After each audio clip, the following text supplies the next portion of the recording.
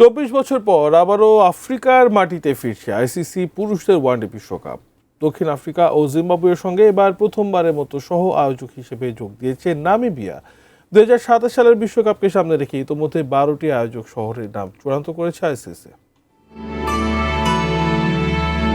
2027 সালের 4 অক্টোবর থেকে 21 নভেম্বর প্রায় 1.5 মাস ব্যাপী চলবে ক্রিকেটের সবচেয়ে মর্যাদাপূর্ণ এই আসর। মোট 54টি ম্যাচের বেশিরভাগই অনুষ্ঠিত হবে দক্ষিণ আফ্রিকার 8টি শহরে: Johannesburg, Centurion, Durban, Gqeberha, KuGompo City, Cape Town, Paarl ও ব্লুম ফন্টেইন। সব মিলিয়ে দক্ষিণ আফ্রিকায় হবে টুর্নামেন্টের মূল কেন্দ্র। বিশ্বকাপের ফাইনাল অনুষ্ঠিত হবে জোহানেসবার্গের ওয়ান্ডারার্স অথবা কেপ টাউনের নিউল্যান্ডসে। অন্যদিকে জিম্বাবুয়ের হারারে, বুলাওয়ে ও ভিক্টোরিয়া ফলসে অনুষ্ঠিত হবে 7 থেকে 10টি ম্যাচ। আর নামিবিয়ার রাজধানী উইন্ডহক আয়োজন করবে অন্তত 3টি ম্যাচ।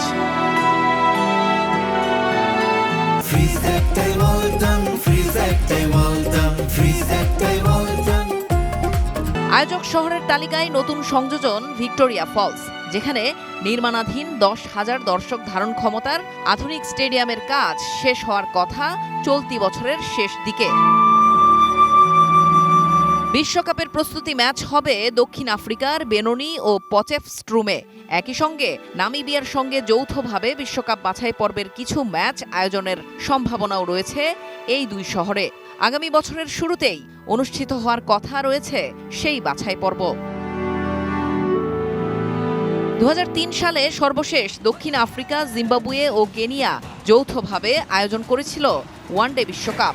2 যুগেরও বেশি সময় পর আবারও বিশ্বকাপ ফিরছে আফ্রিকায়। তবে এবার নতুন ইতিহাস গড়তে যাচ্ছে নামিবিয়া।